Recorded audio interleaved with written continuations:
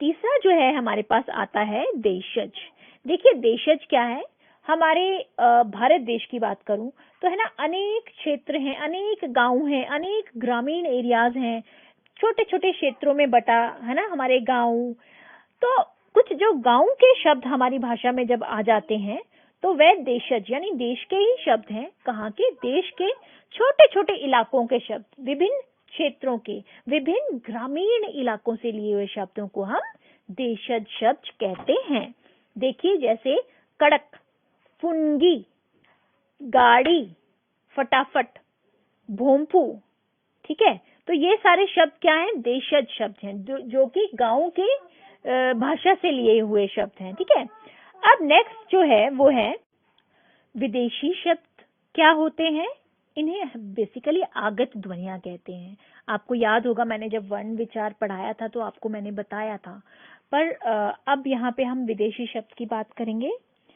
और विदेशी शब्द क्या होते हैं? सिंपल है, जो विदेशी भाषाओं की, विदेश की भाषा कौन कौन सी हो सकती है? अरबी, फारसी, तुर्की, अंग्रेजी, पुर्तगाली, ये जो विभिन्न, फ्रांसीसी है ना, और ये विभिन्न भाषाओं के जब शब्द यानी जो हमारे विदेशी यानी जो हमारे देश की नहीं है, विदेशी हैं, बाहर देश की भाषाओं के शब्द जब हमारी हिंदी भाषा में प्रयोग किए जाए तो उन्हें हम कहते हैं विदेशी शब्द, ठीक है।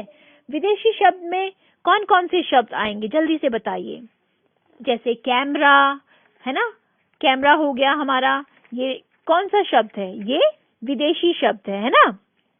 इसी तरह से अगर मैं बोलूं टॉफी, स्टेशन, डॉक्टर, ये सब अंग्रेजी भाषा के शब्द हैं। फिर मैं बोलूं दुकान, जहाज, नमक, ये फारसी भाषा से लिए गए हैं। फिर मैं बोलूं किताब, खजाना, अमीर, कत्ल, खत, तो ये अरबी भाषा से, यानी विभिन्न डिफरेंट भाषाओं से जो शब्द लिए जाते हैं, विभिन्न विदेशी भाषाओं के शब्द जब हिंदी में आते हैं और वो प्रयोग होते हैं तो उन्हें हम क्या कहते हैं? विदेशी शब्द, ठीक है। तो ये तो था बेटा हमारा एक मतलब एक वर्गीकरण। अब नेक्स्ट वर्गीकरण जो है हमारा वो है रचना के आधार पे शब्दों का भेद, शब्दों के भेद यानी, ठीक है। अब रचना के आधार पे ये समझने वाला होगा क्योंकि आपने शायद इससे पहले नहीं समझा होगा। तो सिंपल है, रचना के आधार पे जब हम वर्गीकरण करते हैं तो रचना के आधार पे 3 वर्गीकरण है शब्दों के। पहला रूढ़ या मूल शब्द, यौगिक, और तीसरा योग रूढ़। तो पहला अब हम आपके साथ डिस्कस करेंगे रूढ़ शब्द किसे कहते हैं। देखिए बेटा, रूढ़ शब्द कोई मुश्किल शब्द नहीं है, सिंपल वह शब्द हैं जो कि कॉमनली यूज होते हैं, जिन शब्दों के खंडों का कोई अर्थ नहीं होता। खंड होता है टुकड़े, यानी अगर मैं कोई ऐसा शब्द लूं और उसके टुकड़े कर दूं और उसका कोई मतलब नहीं, जैसे कि घर। घर क्या है? मूल शब्द है ना। अब आपका जो घर है, आप उसे यही बोलते ना, मैं घर जा रहा हूँ। ये तो नहीं कहते कि मैं अपने मेंशन में जा रहा हूँ, मैं अपने महल में जा रहा हूँ, मैं अपने है ना निवास में जा रहा हूँ, नहीं ना। क्या बोलते हैं? मैं अपने घर में जा रहा हूँ, है ना। या आप बोलेंगे जैसे कि माता, है ना। माता, हम शब्द, माता शब्द जो है बड़ा ही कॉमन है। हम लोग तो चलो मम्मी बोलते हैं, मॉम बोलते हैं, क्योंकि आजकल है ना विदेशी टच है।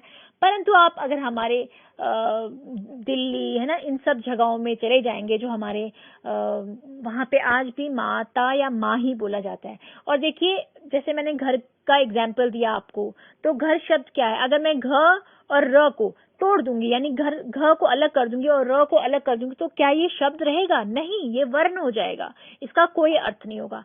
तो सिंपल बच्चे, वे शब्द जो परंपरा से किसी विशेष अर्थ के लिए प्रयोग हो रहे हैं, यानी बड़े पुराने समय से वो रूढ़ हो चुके हैं। रूढ़ होता है कि जो अपने गूढ़े पैर रख चुके हैं, ठीक है, किसी विशेष अर्थ के लिए प्रयुक्त हो रहे हैं, और जिन शब्दों के खंड यानी टुकड़े करने से कोई अर्थ नहीं निकलता, ठीक है। तो इसका उदाहरण घर, नल, फल, है ना।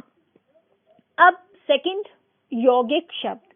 यौगिक, यौगिक का अर्थ होता है जुड़ना, मतलब यौगिक शब्द का शाब्दिक अर्थ है जुड़ना। तो ऐसे शब्द जो 2 या 2 से अधिक शब्दों के मेल से बने हों तो और उनके खंड करने पे उसके प्रत्येक खंड का अर्थ निकलता हो, वह यौगिक शब्द है। देखिए यौगिक शब्द मतलब कोई दो शब्दों के मेल से जो नया शब्द बनेगा, ठीक है। और जब हम उसे खंड यानी टुकड़े करेंगे तो दोनों का अपनी अपनी जगह पे कोई ना कोई अर्थ जो होगा। जैसे अगर मैं आपको बोलूं हिमालय, हिम क्या होता है? बर्फ, और आल्य होता है घर, है ना, तो यानी बर्फ का घर, तो हिमालय। और जब मैंने हिमालय हिम प्लस आलय को मिलाया तो वो बन गया हिमालय। और अगर मैंने अलग भी कर लिया हिम प्लस आलय, तो वह भी, हिम का भी अर्थ है और आलय का भी अर्थ है। तो डेफिनेशन पे जाएंगे अब हम। ऐसे शब्द जो दो या दो से अधिक शब्दों के मेल से बने हो और जब हम के खंड यानी टुकड़े करते हैं तो प्रत्येक टुकड़े का कोई ना कोई अर्थ निकलता है।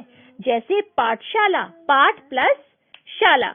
जैसे पुस्तकालय, जैसे पुस्तक प्लस आलय, पुस्तक और आलय को हमने अलग किया तो भी पुस्तक का भी अर्थ है और आलय का भी अर्थ है।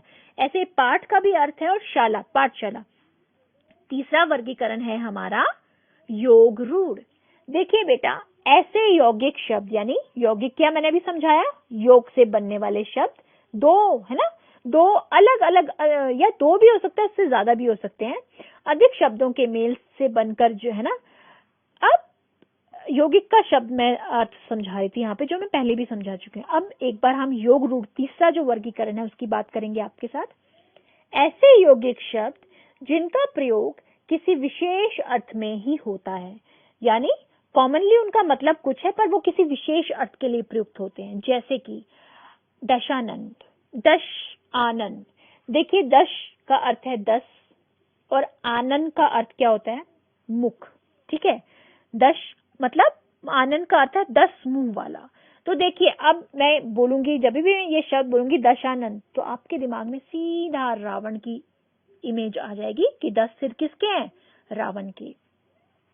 इसी तरह से मैं बोलूं लंबोदर, लंबोदर यानी लंब प्लस उदर, लंबा है उदर यानी लंबा। जब मैं लंबोदर कहूंगी तो ये पेट, किसका पेट जो है वो किसके लिए ये शब्द प्रयोग किया जाता है? गणेश भगवान के लिए, है ना। यानी दो शब्द हैं जिनके मेल से बने हैं, ठीक है, और वो किसी विशेष अर्थ के लिए प्रयुक्त हो रहे हैं, ठीक है। तो ये हो गया हमारा योग रूढ़ शब्द।